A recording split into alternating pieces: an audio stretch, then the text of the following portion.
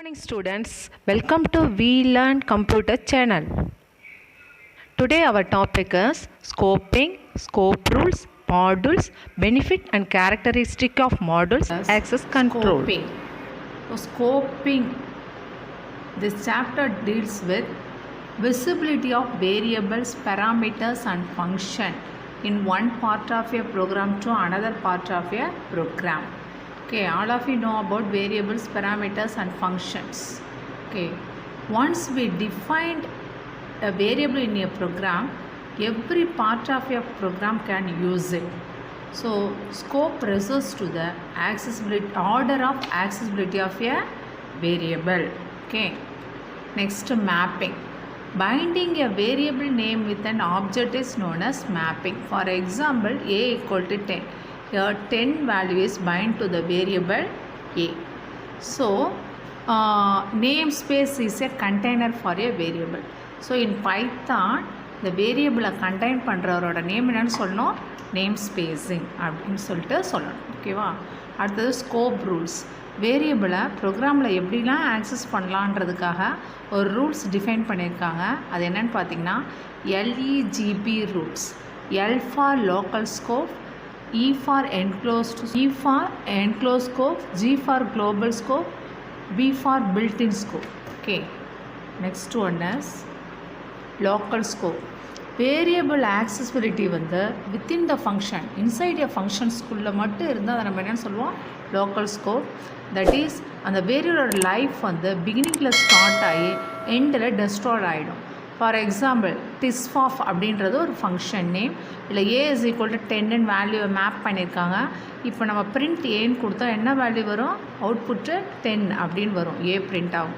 So inside எ ஃபங்க்ஷனுக்குள்ளே ஒரு வேரியபிளோட life இருந்தால் we call it as a local scope. Okay, next global scope.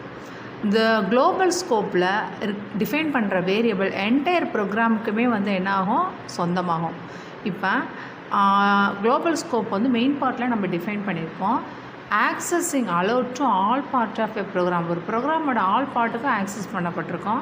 It can be access by inside and outside of a function. ஒரு ஃபங்க்ஷனுக்குள்ளே வெளியே இதை access பண்ணலாம். இப்போ பாருங்கள், a is equal to 10. Okay, நான் வேரியபிள் டிஃபைன் பண்ணியிருக்கேன். அடுத்தது tisfafன்றது function name. a is equal to 7 print a அப்படின்னு நான் சொல்கிறேன். இந்த tisp அப்படின்றது inside function. That is a is equal to 7 போது இது வந்து லோக்கல். ஸோ print a போது 7ன்றது நமக்கு பிரிண்ட் ஆகும். இப்போ ஏன்றது 10 இருக்கு இல்லையா, இது எல்லா ப்ரோக்ராம் மெயின் பார்ட்டில் இருக்குது, மேலே இருக்குது, அப்பர் மோஸ்ட் லெவலில் இருக்குது. ஸோ இப்போ நான் இந்த இடத்துல போய் டிஸ்ப் பண்ணால் print a போது இந்த a தான் பிரிண்ட் ஆகும். இது வந்து லோக்கல் ஸ்கோப். அப்பர் பார்ட்டில் இருக்கிற வேரியபிளை சொன்னாக்கா நம்ம என்ன சொல்லணும் அப்படின்னாக்கா global scope. Okay, next one is enclosed scope. ஒரு வேரியபிளை ஒரு ஃபங்க்ஷனில் டிஃபைன் பண்ணியிருக்கோம், அந்த ஃபங்க்ஷன் இன்னொரு ஃபங்க்ஷனை கண்டெயின் பண்ணியிருந்தால் நம்ம என்னென்னு சொல்லலாம் அப்படின்னா என்க்ளோஸ்டு ஃபங்க்ஷன் ஸ்கோப் அப்படின்னு சொல்லலாம். இப்போ இந்த இன்னர் ஃபங்க்ஷன் இருக்குது இல்லையா, அது வந்து இன்னர் வேரியபிளும் ஆக்சஸ் பண்ணிக்கும், அவுட்ரு வேரியபிளும் ஆக்சஸ் பண்ணிக்கும். ஆனால் அவுட்ரு ஃபங்க்ஷன் இருக்குது இல்லையா, அது cannot access inner variable, only outer variable. இப்போ இந்த எக்ஸாம்பிள் பார்க்கலாம். tisfaf function name, a is equal to 10. tisp1 அப்படின்றது இன்னர் ஃபங்க்ஷன், tisp-ன்றது ஒரு அவுட்ரு ஃபங்க்ஷன். இப்போ நான் இன்னர் ஃபங்க்ஷனில் வேல்யூ சொல்லவே இல்லை, பிரிண்ட் ஏன்னு கொடுத்தா என்ன வேல்யூ வரும், நான் சொல்லியிருக்கேன் இன்னர் ஃபங்க்ஷன் வந்து இன்சைட் வேரியபிளையும் ஆக்சஸ் பண்ணோம், அவுட் சைடையும் ஆக்சஸ் பண்ணோம். ஸோ பிரிண்ட் என்னன்னு கொடுக்கும், 10 தான் கொடுக்கும். ஓகே, அவுட் சைட் ஃபங்க்ஷன் என்ன பண்ணோம், இந்த ஃபங்க்ஷன் அவுட் சைடில் இருக்கிற வேரியபிளை ஆக்சஸ் பண்ணி இதுவும் என்னென்னு சொல்லும், 10ன்றது தான் சொல்லும். Next built-in scope. Built-in scope அப்படின்னாக்கா ப்ரீ டிஃபைன், முன்கூட்டியே டிஃபைன் பண்ணப்பட்டது. அதாவது ப்ரோக்ராமிங் லாங்குவேஜிங்கில் லைப்ரரி ஃபங்க்ஷனில் முன்கூட்டியே இதுக்கு தான் டிஃபைன் பண்ணது. இப்போ நம்ம ஷாப்புக்கெலாம் போனால் ரெடிமேடாக என்ன ட்ரெஸ் இருக்கோ அதை நம்ம வாங்கிட்டு வந்து யூஸ் பண்ணுறோம் இல்லையா, அது மாதிரி அவன் ஏற்கனவே ப்ரீ டிஃபைன் பண்ணியிருக்க ஃபங்க்ஷனை நம்ம யூஸ் பண்ணிக்கிறோம். For example SQRT square root, sine of, cos of, random of, like that lot of functions available in a built-in scope. So students, in chapter 3, the first topic is scope அப்படின்றத நமக்கு define பண்ணியிருக்காங்க, variable scope. அடுத்தது name ஸ்பேஸ்னால் என்னன்னா name spaces are container for mapping names of variable to object. ஓகேவா? அடுத்தது scope also defines the order in which variable have to be mapped to the object. So scope வந்து என்ன பண்ணுது, order சொல்லுது வேரியபிளை எப்படி மேப் பண்ணலான்னு. ஸோ இதை வந்து நம்ம அந்த ஆர்டர் எத்தனை விதமாக டிஃபைன் பண்ணலான்னா local scope, enclose scope, global scope, built-in scope. That is local, enclosed, global, built-in. ஓகேவா? ஸோ லோக்கல் ஸ்கோப்னால் என்ன பண்ணோம் அப்படின்னாக்கா கரண்ட் ஃபங்க்ஷனை மட்டும் டிஃபைன் பண்ணும். ஓகே. அடுத்து குளோபல் ஸ்கோப் அப்படின்னாக்கா declared outside of all the function in a program. ஓகேவா? ஏ இஸ் ஈக்குவல் டு 10 இதுதான் வந்து அப்பர் மோஸ்ட் லெவலில் இருக்குது. அதனால் இதை நம்ம என்னென்னு சொல்லுவோம், global scope. A is equal to 7ன்றது இன்சைடில் இருக்கிறதுனால இதை நம்ம என்னென்னு சொல்லுவோம், லோக்கல் ஸ்கோப். இது குளோபல் ஸ்கோப். ஓகேவா? ஸோ இதை பிரிண்ட் பண்ணும்போது இங்கே 10ன்னு வருது, இந்த பிரிண்ட் பண்ணும்போது 7ன்றது நமக்கு கிடைக்குது. அடுத்தது என்க்ளோஸ்ட் ஸ்கோப். ஸோ ஒரு ஃபங்க்ஷனுக்குள்ளே இன்னொரு ஃபங்க்ஷன்ஸ் இருந்தது அப்படின்னாக்கா நம்ம என்னென்னு சொல்லுவோம் அப்படின்னாக்கா என்க்ளோஸ் ஸ்கோப். 3 ஃபங்க்ஷன்ஸ் இருக்குது. ஸோ ஒரு வேரியபிள் தான் டிஃபைன் பண்ணியிருக்கோம், 3 ஃபங்க்ஷனுமே அதை பிரிண்ட் பண்ணியிருக்கு. ஸோ பில்ட்இன் ஸ்கோப் அப்படின்னா ஆல்ரெடி டிஃபைன் பண்ணாது. So models. In models bigger programs can be splitted into small parts called modules. So larger ப்ரோக்ராம்ஸை நம்ம ஸ்மாலாக ஸ்ப்ளிட் பண்ணோன்னா அது வந்து மாடல்னு சொல்லுவோம். இதோட யூஸ் என்ன அப்படின்னா நம்ம காம்ப்ளெக்ஸ் ப்ரோக்ராமை டிவைட் பண்ணுறதுனால எரர் டீபக் பண்ணுறது, அதாவது டீபக் த எரர்ஸ், அந்த எரரை ஐடென்டிஃபை பண்ணுறது, ஸ்பாட் பண்ணுறது நமக்கு ரொம்ப ஈஸி. ஓகேவா? இதுக்கு எக்ஸாம்பிள்ஸாக நம்ம என்ன சொல்லலாம், procedure, subroutines and functions. Okay. Next topic is benefits of modular programming. Modular ப்ரோக்ராமிங்கோட யூசஸ் என்னன்னு கேட்டிங்கன்னா நம்ம லென்த்தியான ப்ரோக்ராம் எழுத வேணாம், less code to be written, small quantity of கோடிங்கே போதுமானது. ஒன்ஸ் நம்ம ரைட் பண்ணிட்டோம் அப்படின்னா ரீயூஸ் பண்ணிக்கலாம், நோ நீட் டு ரீடைப். அப்புறம் கோடு வந்து ரொம்ப ஷார்ட்டாக இருக்கிறதுனால எல்லா ப்ரோக்ராமாலையுமே இதை ஈஸியாக அண்டர்ஸ்டாண்ட் பண்ணிக்க முடியுது. அடுத்தது எரர்ஸை நம்ம ஈஸியாக ஐடென்டிஃபை பண்ணிக்கலாம், ஏன்னா காம்ப்ளெக்ஸ் ப்ரோக்ராமாக தான் நம்ம தான் ஈஸியாக ஸ்ப்ளிட் பண்ணிட்டோமே, ப்ரொசீஜராகவும் ஃபங்க்ஷனாகவும். அடுத்தது நம்ம வேரியபிளை எந்தெந்த ஏரியாஸில் யூஸ் பண்ணலாம் அப்படின்றத ஆக்சசிபிலிட்டியை நம்ம ஈஸியாக கண்ட்ரோல் பண்ணிடலாம். இது வந்து பெனிஃபிட்ஸ் ஆஃப் மாடுலர் ப்ரோக்ராமிங். அடுத்தது கேரக்டரிஸ்டிக் ஆஃப் மாடல்ஸ். மாடல்ஸ் வந்து நம்ம க்ரியேட் பண்ணிட்டோன்னா அதுக்கு ஒரு நேம் கொடுத்து பெராமீட்டர் கொடுத்து அதை நம்ம கால் பண்ணிக்கலாம். அப்புறம் மாடல்ஸை செப்பரேட்டாக கம்பைல் பண்ணிக்கலாம். அடுத்தது மாடல்ஸ் வந்து இன்ஸ்ட்ரக்ஷனை கண்டெயின் பண்ணியிருக்கு, அது எப்படி லாஜிக்கை ப்ராசஸ் பண்ணலான்றது இருக்குது. அடுத்தது டேட்டா. அடுத்தது next topic is your book exercise. Identify the scope of the variable in the following pseudo code and writes its output. உன்னோட புக் எக்ஸசைஸ் இது. இப்போ இதில் பாரு, கோடிங் பாரு, pseudo code. Colour equal to red, கலருன்ற வேரியபிளுக்கு ரெட்டுன்ற வேல்யூவை அசைன் பண்ணியிருக்காங்க.